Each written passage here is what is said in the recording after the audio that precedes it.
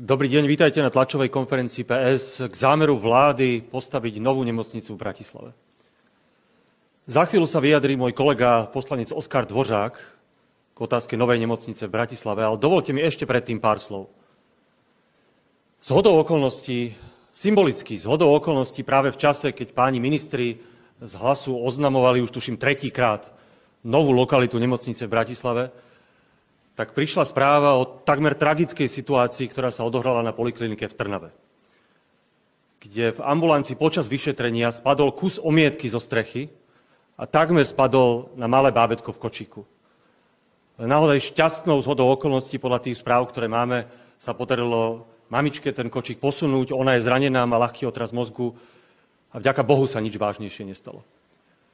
Ale dámy a páni, toto je symbolicky dokonalý obraz o zdevastovanom slovenskom zdravotníctve po 14 rokoch vlád Smeru, kde boli 5 ministri zo súčasnej strany Hlas.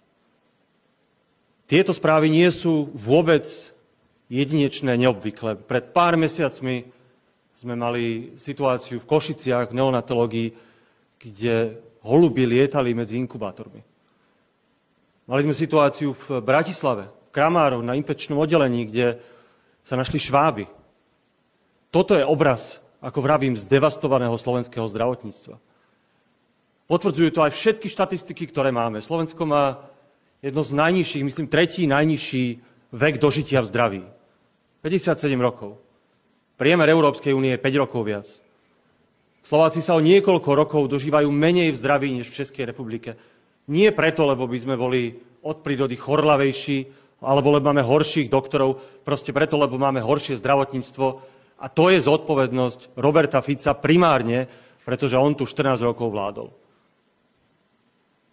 Nehovoriac o tom, že nám chýbajú tisícky sestier, špecialistov, ktorí odchádzajú do zahraničia. A teraz, a v tejto situácii páni z Hlasu oznamovali novú nemocnicu. Teraz sú veľkí budovatelia. Zdravotníctvo, ako premiér sám povedal, nie je jeho téma, nemá byť premiérska téma. To citujem jeho slova. Kedy sa slovenský premiér, pán premiér Fico, venuje zdravotníctvu? Iba vtedy, keď rieši blúdy pána Kotlára. Keď rieši, ako nás geneticky poškodili vakcinácie. Pretože na tom si myslí, že vie politicky získať. Opakuje tieto blúdy, dáva ich do uznesenia vlády, ale nestará sa o kvalitu slovenských nemocníc, o našu ambulantnú sieť, o to, či máme dostatok lekárov. A toto je výsledok. Toto je ten symbolický obraz.